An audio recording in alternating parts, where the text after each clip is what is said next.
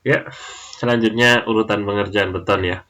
Di sini sih kita akan membicarakan tentang langkah-langkah ya, langkah-langkah metode pengerjaan ya, mulai dari awal sampai beton itu terpasang ya. Jadi pertamanya kita mulai dari penakaran atau patching ya, kemudian pengadukan atau mixing, ada juga tentu saja yang paling penting ya, pengecoran atau casting, pemadatan dan penyelesaian finishing ya. Namun setelahnya masih ada satu tahapan lagi yaitu perawatan atau curing ya. Jadi ini adalah standar pengerjaan beton mulai dari awal sampai terpasang ya, sampai jadi gitu. Nah, pertama penakaran ya, seperti namanya penakaran itu berarti kita menakar ya, berarti kita menimbang, menyiapkan ya. Jadi merupakan langkah pertama yaitu mengukur ya seberapa banyak kebutuhan beton berdasarkan perhitungan mix design. Nah, di sini ada istilah baru yaitu mix design ya. Ini adalah suatu perhitungan tentang takaran yang akan kita pelajari di tengah semester berikutnya ya. Ini ada hitung-hitungannya. Jadi nanti saya harap teman-teman memperhatikan karena ini penting sekali ya. Karena kita akan belajar menghitung bagaimana sih campuran beton itu ya. Secara konvensional takaran beton adalah angka perbandingan antara kebutuhan semen, pasir, dan kerikil ya. Ada tiga komposisi utama seperti yang pernah saya jadikan tugas di tugas 2 ya. Tentu saja perlu dinyatakan angka FAS yaitu faktor air semen yang merupakan perbandingan jumlah air dan semen ya. Jadi selain tiga komposisi utama, FAS-nya juga harus dinyatakan sebenarnya. Angka perbandingan mix-design dipengaruhi beberapa hal yaitu mutu ya, mutu beton yang akan dibuat. Oke, jadi semakin tinggi mutunya maka komposisinya berbeda ya. Selam beton itu juga mempengaruhi perhitungan mix design. Nanti harus dinyatakan dulu butuh selam berapa ya. Tipe semennya juga harus dinyatakan tipe semen apa, 1, 2 atau 3 dan seterusnya. Ingat ada lima macam ya tipe semen itu. Dan kemudian jenis agregat kasar dan halus ya. Jenis agregat kasar dan halus ini mengacu pada tugas pertama ya tentang agregat, yaitu bagaimana kita memilih zona ya, zona agregat halus dan ukuran maksimum dari kerikil ya. Dan jika perlu dinyatakan juga zat adiktif ya. Dan seperti yang sudah dibahas di bab sebelumnya tentang aditif, aditif itu dinyatakan dalam persentase persen ya, dalam persentase persen dari si semen atau bahkan dari volumenya. Oke, jadi sebenarnya intinya penakaran ini berhubungan erat dengan mix design yang nanti akan kita bahas detailnya lebih banyak lagi ya, lebih banyak lagi, lebih urut lagi di tengah semester kedua ya. Ini ada hitungannya terus terang.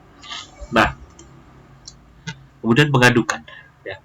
Secara umum ada dua jenis pengadukan beton yaitu secara manual dan otomatis. Oke, bisa dilihat langsung di ilustrasi sebelah bahwa pengadukan manual itu metodenya membentuk kawah ya, semacam saya menyebutnya semacam kawah seperti ini ya. Jadi di material itu si pasir, semen sama kerikil itu dicampur dulu menjadi satu sampai membentuk gundukan, kemudian gundukan itu dilubangi tengahnya jadi seperti kawah ini.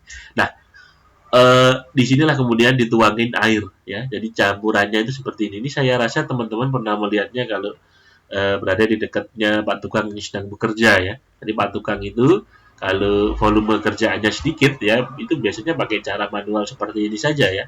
Jadi harus dibentuk kuah seperti ini apa? Maaf kok kuah kawah ya, harus dibentuk kawah seperti ini dulu, kemudian dikasihkan air ya, dituangin air di tengahnya ya. Jadi caranya tuh penuangan air itu sebenarnya nggak bisa ngasal ya. Ada proporsinya, ada prosedurnya seperti ini ya. Nah, kalau yang otomatis ya pakai pakai kan ya, pakai mesin ya. Ini mesin yang saya rasa teman-teman sering menyebutnya molen ini ya.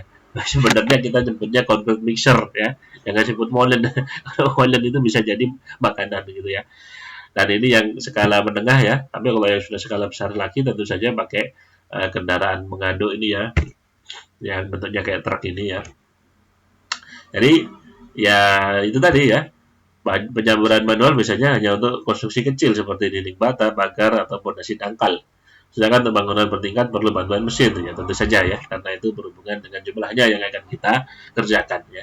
Berikut beberapa hal yang perlu diperhatikan saat pencampuran beton di lapangan ya. Urutan memasukkan material ke dalam mesin penjamur harus dimulai dengan agregat kasar, agregat halus, kemudian semen. Ya, air itu terakhir. Oke, air itu terakhir. Bahkan di penjamuran beton secara manual, air itu terakhir. Pertama ya semua agregat itu dulu ya, agregat, pasir, kerikil, dan semen. Baru kemudian air terakhir. Kenapa ya? Jelas sekali kalau kemudian air masuk duluan.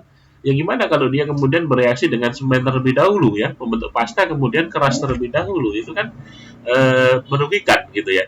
Jadi air itu terakhir. Setelah semen dimasukkan, putar mesin mengaduk selama setengah menit, kemudian baru masukkan air ya. Mesin pencampur harus diputar setidaknya 1,5 sampai 3 menit ya, itu minimal itu. Kemudian perhatikan urutan pencampuran jika menggunakan zat aditif ya. Zat aditif ini ada yang memasukkannya belakangan. Seperti contohnya ya super plasticizer kemarin ya. Itu lebih baik dimasukkan terakhir ya, bahkan setelah dituang ya. Kemudian, nah ini yang penting juga, berikan toleransi proporsi sebanyak 2-5% ya. Jadi di lapangan itu lebih baik kita kelebihi.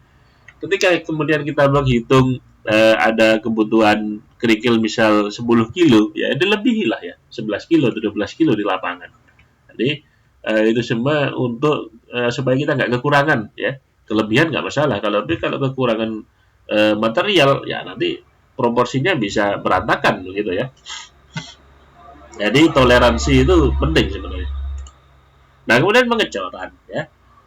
Pengecoran ini yang biasa ya tinggal dituang aja ya. Tapi kalau kemudian menggunakan kendaraan ya, menggunakan alat berat, maka metodenya beda lagi. Seperti yang ditunjukkan di gambar, menggunakan semacam selang ya, semacam selang lah, semacam pipa gitu ya. Nah ini juga nggak sembarangan ya, ada jarak jatuhnya ya dari si ini sebut saja selangnya ini ya. Ini bahkan di lapangan ada yang bilang belalai juga ya, macam-macam ya ini istilahnya. Nah ini tinggi jatuhnya beton ini nggak boleh terlalu tinggi gitu ya. Jadi ya juga nggak boleh terlalu rendah. Ini ada jaraknya tertentu ya. Nah ini ada beberapa hal yang perlu diperhatikan ya. Yaitu tempat alat cor dan cetakan pada jarak yang pas ya. Ya kira-kira ya setengah meter ya, 50 cm. Sebenarnya tergantung kondisinya di lapangan seperti apa. Penuangan tidak boleh terlalu lambat ya. Tentu saja ini hubungannya sama setting ya. Kita harus mengerjakan sebelum initial setting ya. Hati-hati, sebelum sinyal setting kalau bisa sudah dicot. Campuran yang telah mengeras atau kotor tidak boleh dituang ya. Maksudnya yang mengeras atau kotor itu di tempat selangnya ini ya. Kadang-kadang masih ada sisa-sisa beton yang akibat pengecoran sebelumnya itu nempel gitu. Dan itu tentu saja lama-lama mengeras ya. Nah beton yang sudah mengeras, yang serpihan-serpihannya itu ya, yang sisa-sisanya itu kalau dituangkan itu sifatnya kemudian dia menjadi filler ya. Dia kemudian jadi filler, bukan lagi binder ya. Jadi padahal semen pasta itu harusnya dia binder ya. Ketika kemudian jadi filler ya nggak berfungsi lagi dia ya. Setelah dicor tidak boleh berhenti sampai pada batas tertentu ya. Jadi ngecor itu ada batasnya ya. Jadi misalnya kayak di ilustrasi gambar ini ya. Jadi di sini ada sekat-sekatnya ya. Nah, jangan berhenti mengecor sampai batas itu. Itu. Kalau nggak bisa terjadi patahan di sana. Nyatakan harus terisi rata dengan cairan beton segar ya, ini jelas ya. Harus rata di semua tempat sehingga ya ini ada hubungannya sama kompaktibilitas yang waktu membahas workabilitas itu ya. Jadi harus kompak, harus padat dan harus terisi semua gitu. Tidak boleh ada bagian yang tidak tertuangi beton karena pasti akan menjadi rongga kalau beton mengeras ya. Nah, kemudian ada juga prosedur pemadatan yang sebentar lagi akan kita bahas ya. Setelah beton dituang, setelah memenuhi suatu cetakan, dan habis itu dipadatkan. Dan cara pemadatan itu nanti ada ya. Nanti kita bahas di slide berikutnya.